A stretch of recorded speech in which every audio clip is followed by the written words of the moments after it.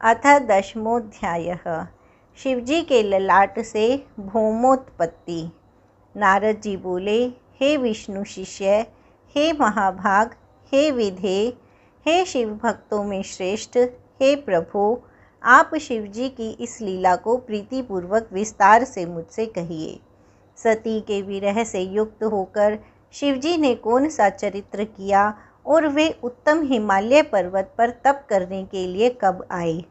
शिवा और शिव जी का विवाद और कामदेव का विनाश किस प्रकार हुआ? पार्वती ने तपस्या करके किस प्रकार कल्याणकारी शंभु को प्राप्त किया? हे ब्रह्मन, इन सब बातों को तथा महान आनंद देने वाले अन्य सुंदर शिव चरित्रों को मुझसे कहिए। सूत जी बोले, नारद जी के इस प्रश्न को सुनकर लोकाधिपतियों में श्रेष्ठ ब्रह्मा जी शिवजी के चरण कमल का ध्यान करके अति प्रसन्नता पूर्वक कहने लगे। ब्रह्मा जी बोले, हे देवर्षे, हे शैववर्य, मंगल करने वाले, उत्तम भक्ति को बढ़ाने वाले पावन शिव चरित्र को आदरपूर्वक सुनिए। अपने पर्वत पर आकर प्रिया के विरह से दुखी शंभु ने प्राणों से भी बढ़कर अपनी प्रिया सती देवी का हृदय से स्मरण किया। वे अपने गणों को बुलाकर उन सती के लिए शोक प्रकट करते हुए, लौकिक गति दिखाते हुए उनके प्रेम वर्धक गुणों का अत्यंत प्रेम पूर्वक वर्णन करने लगे।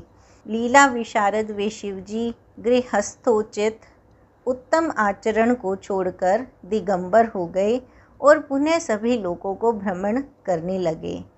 सती के विरह से दुखी हुए भगवान शंकर को कहीं भी सती का दर्शन प्राप्त नहीं हुआ। तब भक्तों का कल्याण करने वाले शिवजी पुनः कैलाश पर्वत पर आ गए। उसके बाद उन्होंने यत्नपूर्वक मन को एकाग्र कर दुख दूर करने वाली समाधि लगाई और अपने अविनाशी स्वरूप का दर्शन किया। इस प्रकार मायाधीश, त्रिगुणातीत, विकार रहित पर ब्रह्म स्वयं प्रभु सदाशिव स्थायी होकर समाधि में बहुत दिनों तक लीन रहे। जब समाधि लगाए हुए उनको बहुत वर्ष बीत गए, तब उन्होंने अपनी समाधि का त्याग किया। उस समय जो चरित्र हुआ उसे मैं आपसे शीघ्र कह रहा हूँ। प्रभु के ललाट स्थल से जो पसीने की बूंदें पृथ्वी पर गिरी, उनसे शीघ्र ही एक बालक उत्पन्न हुआ। हे मुने, वह 4 भुजाओं से युक्त, अरुण वर्ण वाला, अत्यंत मनोहर रूप वाला, अलौकिक तेज से संपन्न, श्रीमान, तेजस्वी तथा शत्रुओं के लिए दुस्सह था। वह बालक उन लोकाचार रत परमेश्वर शिव के सामने समीप जाकर साधारण पुत्र की भांति रोने लगा। उसी समय भगवान शंकर से भयभीत हुई पृथ्वी बुद्धि से विचार कर अत्यंत सुंदर स्त्री का शरीर धारण करके प्रकट हो गई। उसने शीघ्रता से उस सुंदर बालक को अपनी गोद में उठाकर रख लिया और प्रेम से उसे अपना दूध पिलाने लगी। इस प्रकार वह परमेश्वर के हित साधन के लिए सत्य भाव से बालक की माता बनी और प्रेम पूर्वक हंसते हुए बालक का मुख चूमने लगी। तब कौतुकी, सृष्टिकर्ता तथा अंतर्यामी शंभु इस चरित्र को देखकर उसे पृथ्वी जानकर हंस करके उससे बोले, हे धरणी, तुम धन्य हो, तुम मेरे पुत्र का प्रेम से पालन करो। यह श्रेष्ठ बालक मेरे महातेजस्वी पसीने से तुम में उत्पन्न हुआ है। हे क्षिते, यद्यपि मेरे श्रम जल पसीने से उत्पन्न हुआ यह बालक मुझे बड़ा प्रिय है, फिर भी यह तुम्हारे नाम से विख्यात होगा और सदा तीनों तापों से रहित होगा। यह बालक भूमि दान करने वाला, गुणों से संपन्न और तुम्हें तथा मुझको भी सुख प्रदान करने वाला होगा। अतः तुम इसे रुचि के अनुसार ग्रहण करो। ब्रह्मा जी बोले, विरह वेदना से थोड़ा सा मुक्त हुए भगवान शिव इस प्रकार कहकर चुप हो गए। वस्तुतः निर्विकारी तथा सज्जनों के प्रिय वे प्रभु शिवजी लोकाचार का अनुसरण करते हैं। तब शिवजी से आज्ञा लेकर पृथ्वी शीघ्र पुत्र सहित अपने स्थान पर चली गई और उसे अत्यंत सुख प्राप्त हुआ। वह बालक भौम नाम प्राप्त करके शीघ्र ही युवा हो उस काशी में बहुत काल तक शिवजी की सेवा करता रहा। इस प्रकार वह भूमि पुत्र विश्वेश्वर की कृपा से गृह पद प्राप्त कर शुक्र लोक से भी आगे दिव्य लोक में चला गया। हे मुने, मैंने सती के विरह युक्त शिव चरित्र को कहा। अब आप शिवजी की तपस्या के आचरण को आदर के साथ सुनिए। इति श्री शिव महापुराणे द्वितीयायां रुद्र संहितायां तृतीये पार्वती खंडे भौमोत्पत्ति शिवलीला वर्णनम नाम 10वाध्यायः। इस प्रकार श्री शिव महापुराण के अंतर्गत द्वितीय रुद्र संहिता के तृतीय पार्वती खंड में भौम की उत्पत्ति तथा शिवलीला का वर्णन नामक 10वां अध्याय पूर्ण हुआ। अथैकादशोऽध्यायः। भगवान शिव का तपस्या के लिए हिमालय पर आगमन, वहाँ पर्वत राज हिमालय से वार्तालाप। ब्रह्मा जी बोले, हिमालय की वह लोक पूजित पुत्री पार्वती उनके घर में बढ़ती हुई जब 8 वर्ष की हो गई, तब हे नारद, उसका जन्म हिमालय के घर में जानकर सती के विरह से दुखी हुए शंकर जी सती की इस अद्भुत लीला से मन ही मन अत्यंत प्रसन्न हो उठे।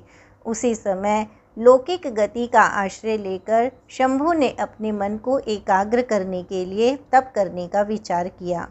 नंदी आदि कुछ शांत श्रेष्ठ पार्षदों को साथ लेकर वे हिमालय के गंगावतार नामक उत्तम शिखर पर गए। हे मुने, वहाँ पूर्व काल में ब्रह्मधाम से प्रवाहित होकर समस्त पाप राशि का विनाश करने के लिए परम पावनी गंगा गिरी थी। जितेंद्रिय हर ने वहीं रहकर तपस्या आरंभ की। वे आलस्य का त्याग कर चेतन, ज्ञान स्वरूप, नित्य, ज्योतिर्मय, निरामय, जगन्मय, चिदानंद स्वरूप, द्वैतहीन तथा आश्रय रहित अपने आत्मभूत परमात्मा का एकाग्र भाव से चिंतन करने लगे। भगवान हर के ध्यान परायण होने पर नंदी, भृंगी आदि कुछ अन्य पार्षद गण भी ध्यान में तत्पर हो गए। उस समय कुछ गण परमात्मा शंभु की सेवा करते थे और कुछ द्वारपाल हो गए। वे सब के सब मौन रहते थे और कुछ नहीं बोलते थे। इसी समय गिरिराज हिमालय उस औषधि शिखर पर भगवान शंकर का आगमन सुनकर आदरपूर्वक वहां गए। अपने गणों सहित गिरिराज ने प्रभु रुद्र को प्रणाम किया, उनकी पूजा की और अत्यंत प्रसन्न हो हाथ जोड़कर वे शिवजी की स्तुति करने लगे। हिमालय बोले, हे देव देव, हे महादेव, हे कपर्दिन, हे प्रभु, हे शंकर, आप लोकनाथ ने ही तीनों लोकों का पालन किया है। योगी रूप धारण करने वाले हे देव देवेश, आपको नमस्कार है। निर्गुण, सगुण तथा विहार करने वाले आपको नमस्कार है।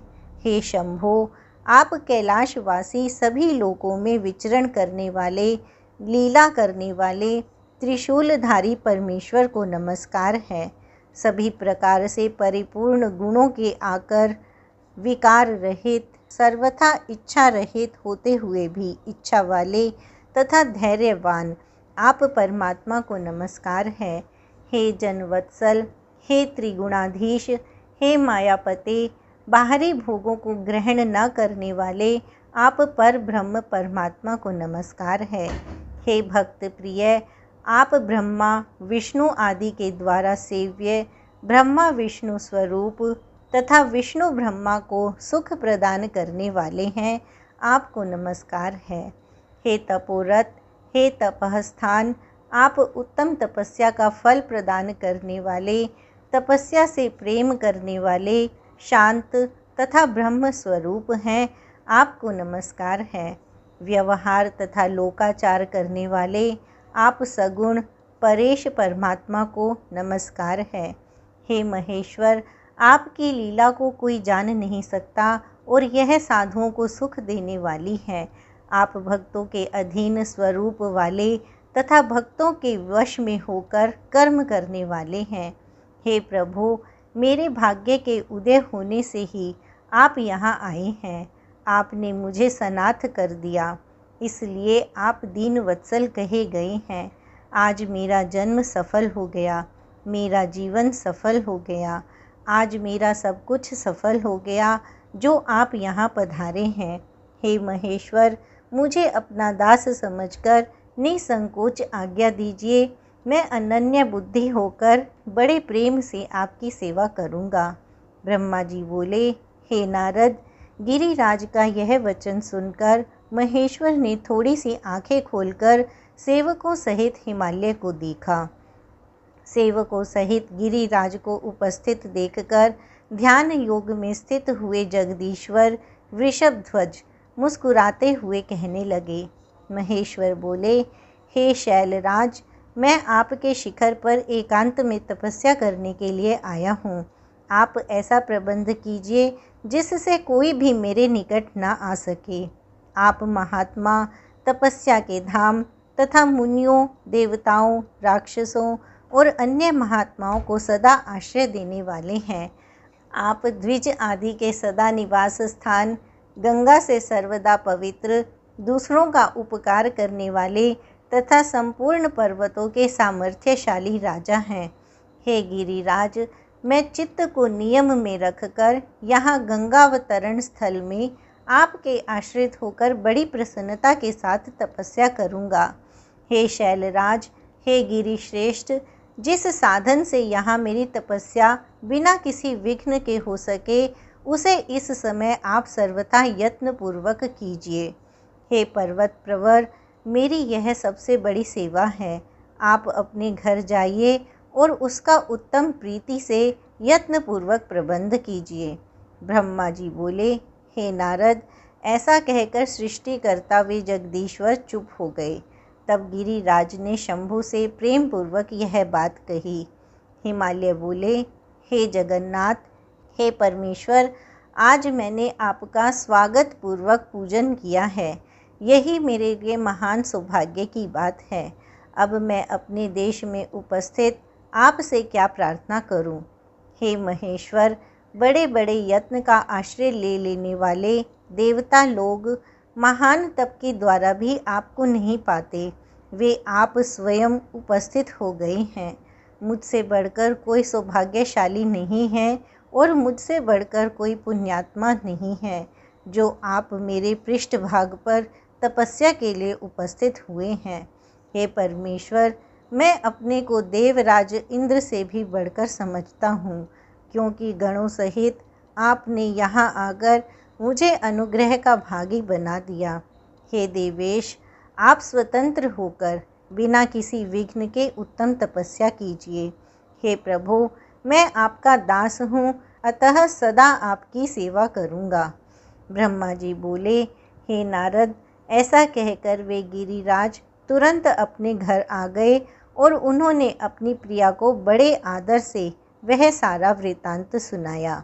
तत्पश्चात शैलराज साथ जाने वाले परिजनों को तथा अपने समस्त गणों को बुलाकर उनसे भली भांति कहने लगे। हिमालय बोले, मेरी आज्ञा से आज से कोई भी गंगावतरण नामक मेरे शिखर पर ना जाए। यह मैं सत्य कह रहा हूँ। यदि कोई व्यक्ति वहाँ जाएगा तो मैं उस महादुष्ट को विशेष रूप से दंड दूंगा। यह मैंने सत्य कहा है। हे मुने, इस प्रकार अपने समस्त गणों को शीघ्र ही नियंत्रित करके हिमवान ने विघ्न निवारण के लिए जो सुंदर प्रयत्न किया उसे आपको बता रहा हूँ, आप सुनिए। इति श्री शिव महापुराणे द्वितीयायां रुद्रसंहितायां तृतीये पार्वती खंडे शिवशैल समागमन वर्णनम नाम एकादशोऽध्यायः। इस प्रकार श्री शिव महापुराण के अंतर्गत द्वितीय रुद्र संहिता के तृतीय पार्वती खंड में शिवशैल समागम वर्णन नामक 11वां अध्याय पूर्ण हुआ। अथ द्वादशोऽध्यायः। हिमवान का पार्वती को शिव की सेवा में रखने के लिए उनसे आज्ञा मांगना। शिव द्वारा कारण बताते हुए इस प्रस्ताव को अस्वीकार कर देना। ब्रह्मा जी बोले, हे नारद, तदनंतर शैलराज हर्षित होकर उत्तम फल फूल का समूह लेकर अपनी पुत्री के साथ भगवान हर के समीप गए। वहां जाकर उन्होंने ध्यान परायण त्रिलोकीनाथ को प्रणाम करके अपनी अद्भुत कन्या काली को हृदय से उन्हें अर्पित कर दिया। सब फल फूल आदि उनके सामने रखकर और पुत्री को आगे करके वे शैलराज शंभु से यह कहने लगे। हिमगिरी बोले, हे भगवान, मेरी पुत्री आप चंद्रशेखर की सेवा करने के लिए बड़ी उत्सुक है, अतः आपकी आराधना की इच्छा से मैं इसको लाया हूँ। यह अपनी 2 सखियों के साथ सदा आप शंकर की ही सेवा करेगी।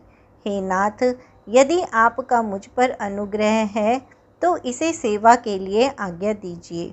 ब्रह्मा जी बोले, तब शंकर ने यौवन की प्रथमावस्था में वर्तमान पूर्ण चंद्रमा के समान मुख वाली, विकसित नील कमल के पत्र के समान आभा वाली, समस्त लीलाओं की स्थान रूप, सुंदर वेश से सुसज्जित, शंख के समान ग्रीवा वाली, विशाल नेत्रों वाली, सुंदर कर्ण युगल से शोभित, मृणाल के समान चिकनी एवं लंबी 2 भुजाओं से मनोहर प्रतीत होने वाली, कमल कली के समान घने, मोटे तथा दृढ़ स्तनों को धारण करने वाली, पतले कटी प्रदेश वाली, त्रिवली युक्त, मध्य भाग वाली, स्थल पद्म के समान चरण युगल से सुशोभित, अपने दर्शन से ध्यान रूपी पिंजड़े में बंद मुनियों के मन को भी विचलित करने में समर्थ और स्त्रियों में सर्वश्रेष्ठ उस कन्या को देखा। ध्वनियों के भी मन का हरण करने वाली, विग्रह से तंत्र मंत्रों को बढ़ाने वाली तथा काम रूपिणी वैसी उस कन्या को देखकर उन महायोगी ने शीघ्र दोनों नेत्र बंद कर लिए और वे अपने उत्तम परम तत्व में तीनों गुणों से परे तथा अविनाशी स्वरूप का ध्यान करने लगे।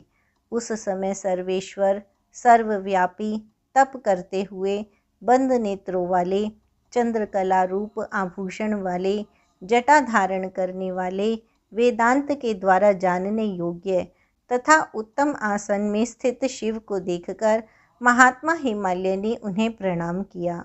वे पुनः संशय में पड़ गए। इसके बाद वाक्य वेताओं में श्रेष्ठ गिरीश्वर जगत के एकमात्र बंधु शंकर से यह वचन कहने लगे। हिमालय बोले, हे देव देव, हे महादेव, हे करुणाकर, हे शंकर, हे विभो, आंखें खोलकर मुझ शरणागत को देखिए। हे शिव, हे शर्व, हे महेशान, हे जगत को आनंद प्रदान करने वाले प्रभु, हे महादेव, मैं संपूर्ण आपत्तियों को दूर करने वाले आपको प्रणाम करता हूँ। हे देवेश, वेद और शास्त्र भी आपको पूर्ण रूप से नहीं जानते हैं, क्योंकि आपकी महिमा वाणी तथा मन के मार्ग से भी सर्वथा परे है। सभी श्रुतियाँ भी आपकी महिमा का पार न पा सकने के कारण चकित होकर नेति नेति कहते हुए सदा आपका वर्णन करती हैं। फिर दूसरों की क्या बात कही जाए। बहुत से भक्त ही भक्ति के द्वारा आपकी कृपा प्राप्त करके उसे जान सकते हैं, क्योंकि आपकी शरण में आए हुए भक्तों को कहीं भी भ्रम आदि नहीं होता। अब आप दया करके इस समय मुझ अपने दास का निवेदन सुने। हे देव, हे तात, मैं आपकी आज्ञा से दीन होकर उसका वर्णन कर रहा हूँ। हे महादेव, हे शंकर, मैं आपकी कृपा से भाग्यशाली हो गया हूँ। हे नाथ, मुझे अपना दास समझकर मुझ पर कृपा करें, आपको नमस्कार है। हे प्रभु, मैं आपके दर्शन के लिए प्रतिदिन इस कन्या के साथ आया करूँगा। हे स्वामिन, मुझे आज्ञा प्रदान कीजिए।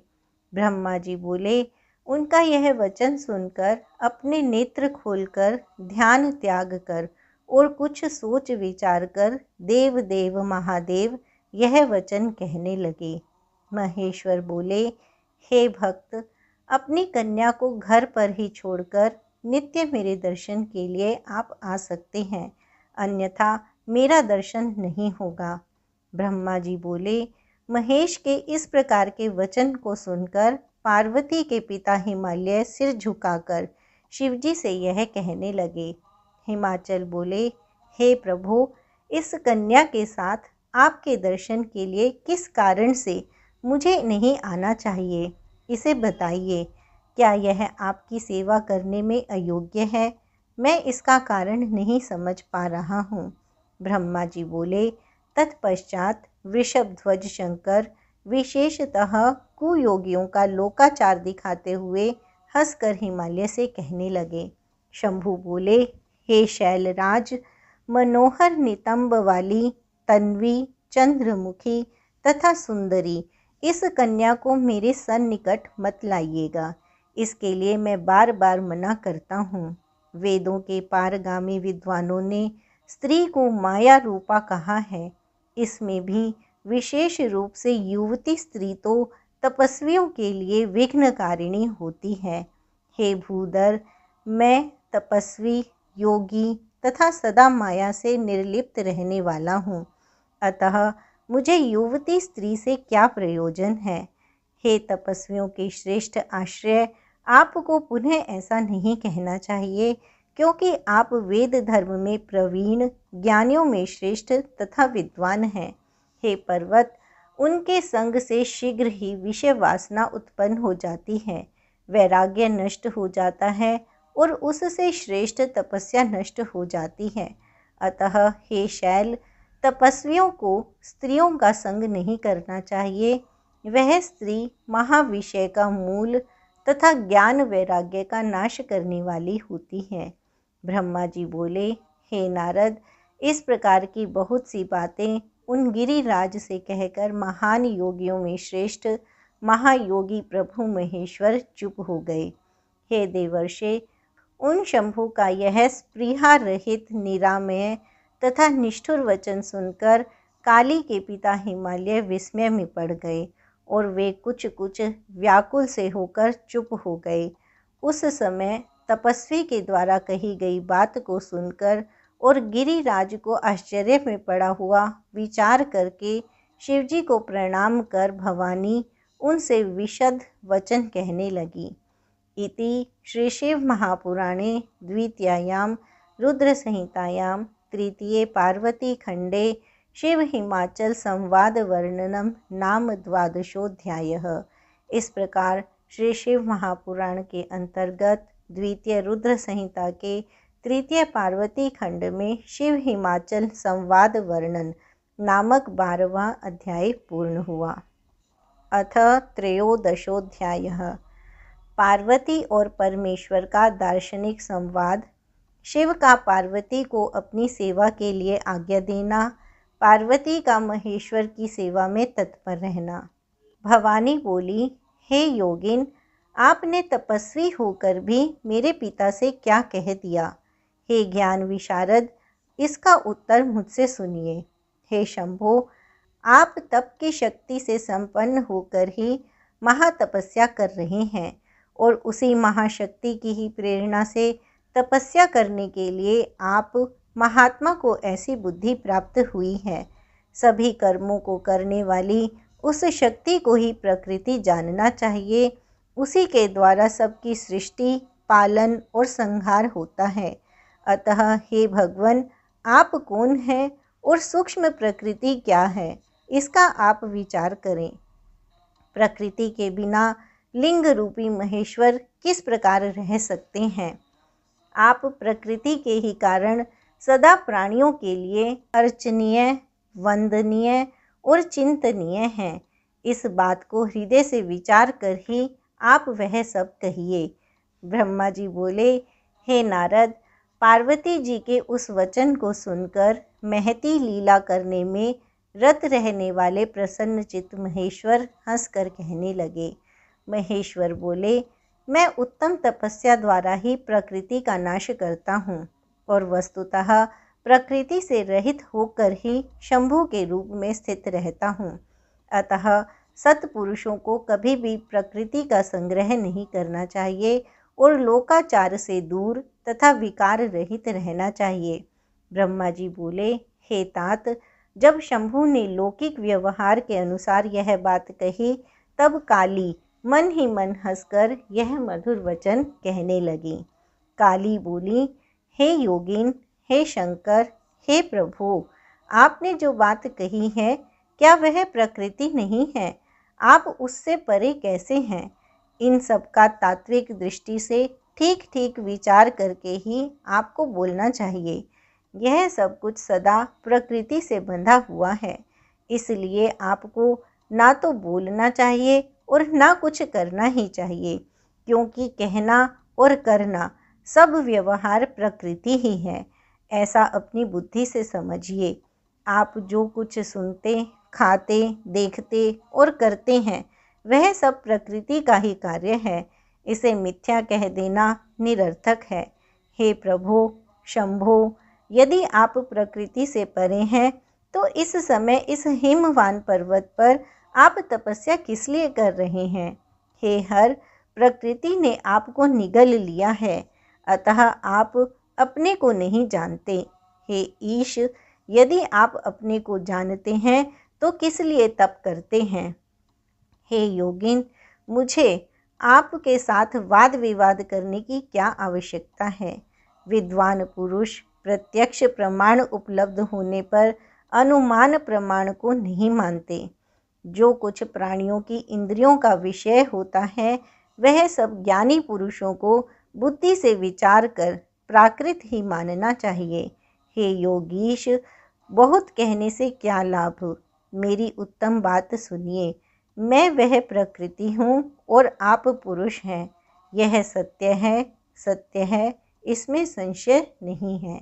मेरे अनुग्रह से ही आप सगुण और साकार माने गए हैं। मेरे बिना आप निरीह हैं और कुछ भी करने में समर्थ नहीं हैं। आप जितेंद्रिय होने पर भी प्रकृति के अधीन हो नाना प्रकार के कर्म करते हैं। तब आप फिर निर्विकार कैसे हैं और मुझसे लिप्त कैसे नहीं हैं? हे शंकर, यदि आप प्रकृति से परे हैं और यदि आपका वचन सत्य है, तो मेरे समीप रहने पर भी आपको डरना नहीं चाहिए। ब्रह्मा जी बोले, पार्वती का सांख्य शास्त्र के अनुसार कहा हुआ वचन सुनकर भगवान शिव वेदांत मत में स्थित हो शिवा से यह वचन कहने लगे। श्री शिव बोले, सुंदर भाषण करने वाली हे गिरिजे, यदि आप सांख्य मत को धारण करके ऐसा कहती हैं, तो प्रतिदिन मेरी अनिषिद्ध सेवा कीजिए। यदि मैं ब्रह्म, माया से निर्लिप्त, परमेश्वर, वेदांत से जानने योग्य तथा मायापति हूँ, तब आप क्या करेंगी? ब्रह्मा जी बोले, गिरिजा से इस प्रकार कहकर भक्तों को प्रसन्न करने वाले तथा भक्तों पर अनुग्रह करने वाले भगवान शिव हिमवान से कहने लगे। शिवजी बोले, हे गिरे, मैं यहीं आपके अत्यंत रमणीय श्रेष्ठ शिखर की भूमि पर उत्तम तपस्या के द्वारा आनंद में परमार्थ स्वरूप का विचार करता हुआ विचरण करूँगा। पर्वतराज, आप मुझे यहाँ तपस्या करने की अनुमति दें। आपकी आज्ञा के बिना कोई तप नहीं किया जा सकता है। ब्रह्मा जी बोले, देवाधिदेव शूलधारी शिव की यह बात सुनकर हिमवान ने शंभु को प्रणाम करके यह वचन कहा।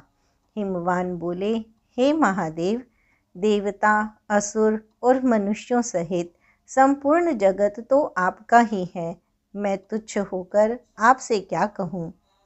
ब्रह्मा जी बोले, हे नारद, हिमवान के इस प्रकार कहने पर लोक कल्याणकारी भगवान शंकर ने हंसकर आदरपूर्वक उन गिरिराज से कहा, अब आप जाइए। शंकर जी की आज्ञा पाकर हिमवान गिरिजा के साथ अपने घर लौट गई। तब से वे गिरिजा के साथ प्रतिदिन उनका दर्शन करने लगे। काली अपने पिता के बिना भी दोनों सहेलियों के साथ नित्य भक्ति परायण होकर सेवा के लिए शंकर के पास जाती थी। हे तात, महेश्वर के आदेश से उनकी आज्ञा का पालन करने वाले पवित्र नंदीश्वर आदि कोई भी गण उन्हें रोकते नहीं थे। विशेष विचार करने पर परस्पर अभिन्न होते हुए भी सांख्य और वेदांत मत वाले शिवा तथा शिव का संवाद सभी के लिए सदा कल्याणदायक तथा सुखकर कहा गया है। इंद्रियातीत भगवान शंकर ने गिरिराज के कहने से उनका गौरव मानकर उनकी पुत्री को अपने पास रहकर सेवा करने के लिए स्वीकार कर लिया। भगवान शंकर ने सखियों सहित पार्वती से कहा कि तुम नित्य मेरी सेवा करो तथा चली जाओ, अथवा निर्भय होकर यहाँ रहो। इस प्रकार कहकर निर्विकार, महायोगी तथा अनेक प्रकार की लीलाएं करने वाले भगवान शंकर ने अपनी सेवा के लिए उन देवी को रख लिया। धैर्यशाली तथा परम तपस्वियों का यह महान धैर्य ही है जो विघ्न कारक वस्तुओं को ग्रहण कर भी विघ्नों से विनष्ट नहीं होता है। हे मुनीश्वर, तत्पश्चात गिरिराज अपने सेवकों के साथ अपने स्थान को चले आए और अपनी प्रिया के साथ मन में परम आनंदित हुए। भगवान शंकर भी आदरपूर्वक ध्यान योग के द्वारा निर्विघ्न मन से परमात्मा का चिंतन करने लगे। काली भी प्रतिदिन सखियों सहित चंद्रशेखर महादेव की सेवा करती हुई वहां आने जाने लगी। वे भगवान शंकर के चरणों को धोकर उस चरणोदक का पान करती थीं और आग से तपाकर शुद्ध किए हुए वस्त्र से उनके शरीर को पोंछा करती थीं। वे नित्य प्रति षोडशोपचार से विधिवत भगवान हर की पूजा कर बारंबार उन्हें प्रणाम कर अपने पिता के घर चली जाती थीं। हे मुनि सत्तम, इस प्रकार ध्यान में तत्पर भगवान शंकर की सेवा करती हुई उन शिवा का बहुत समय व्यतीत हो गया। वे कभी अपनी सखियों के साथ भगवान शंकर के आश्रम में ताल से समन्वित प्रेमवर्धक सुंदर गान करती थीं। वे कभी कुशा, पुष्प तथा समिधाएं स्वयं लाती थीं और सखियों के साथ आश्रम का सम्मार्जन करती थीं। वे कभी नियम पूर्वक शंकर जी के आश्रम में रहकर सकाम भाव से शंकर जी को देखती हुई उन्हें आश्चर्यचकित कर दिया करती थीं। भगवान शिव ने अपनी तपस्या के बल से निसंग रहने वाली उस काली को देखकर पंच तत्व के शरीर में रहने वाली अपनी पूर्व जन्म की भार्या समझ लिया। फिर भी शिवजी ने मुनियों को भी मोहित कर देने वाली तथा महासौंदर्य की राशि स्वरूप उन काली को अपनी पत्नी के रूप में ग्रहण नहीं किया। महादेव जी भगवती को इस प्रकार जितेंद्रिय होकर नित्य प्रति अपनी सेवा में संलग्न देखकर दयापूर्वक विचार करने लगे कि जब यह तपस्या का व्रत करेगी तब अभिमान बीज से रहित इस काली को ग्रहण करूँगा। ब्रह्मा जी बोले, इस प्रकार विचार करके बड़ी बड़ी लीलाएं करने वाले महायोगीश्वर भूतेश्वर भगवान शिव शीघ्र ही ध्यान में तत्पर हो गए। हे मुने, ध्यान में मग्न उन परमात्मा शंकर के मन में किसी अन्य चिंता का उदय नहीं हुआ। काली भी उन्हीं परमात्मा शंकर के स्वरूप का चिंतन करती हुई भक्तिपूर्वक निरंतर उनकी सेवा करने लगी। भगवान शिव ध्यान में स्थित हो पूर्व चिंताओं को भूलकर सुस्थित काली को देखा करते थे। वस्तुतः वे उन्हें देखते हुए भी नहीं देखते थे। इसी समय महापराक्रमी तारकासुर से अत्यंत पीड़ित इंद्र आदि देवताओं तथा मुनियों ने उन रुद्र के साथ काली का काम भाव से योग कराने के लिए ब्रह्मा जी की आज्ञा से कामदेव को आदरपूर्वक वहां भेजा। कामदेव ने वहां जाकर अपना समस्त उपाय लगाया, परंतु शिव कुछ भी विक्षुब्ध नहीं हुए और उन्होंने उसे भस्म कर दिया। हे मुने, पार्वती का भी अभिमान नष्ट हो गया और तत्पश्चात नारद जी के उपदेशानुसार घोर तपस्या करके उन सती ने शिव को पति रूप में प्राप्त किया। इस प्रकार परमेश्वर एवं पार्वती परम प्रसन्न हो गए और परोपकार में परायण होकर देव कार्य को पूर्ण करने लगे। इति श्रीशिवमहापुराणे द्वितीयायां रुद्रसंहितायां तृतीये पार्वतीखण्डे पार्वती-परमेश्वर-संवादवर्णनं नाम त्रयोदशोऽध्यायः। इस प्रकार श्री शिव महापुराण के अंतर्गत द्वितीय रुद्र संहिता के तृतीय पार्वती खंड में पार्वती और परमेश्वर का संवाद वर्णन नामक 13वां अध्याय पूर्ण हुआ।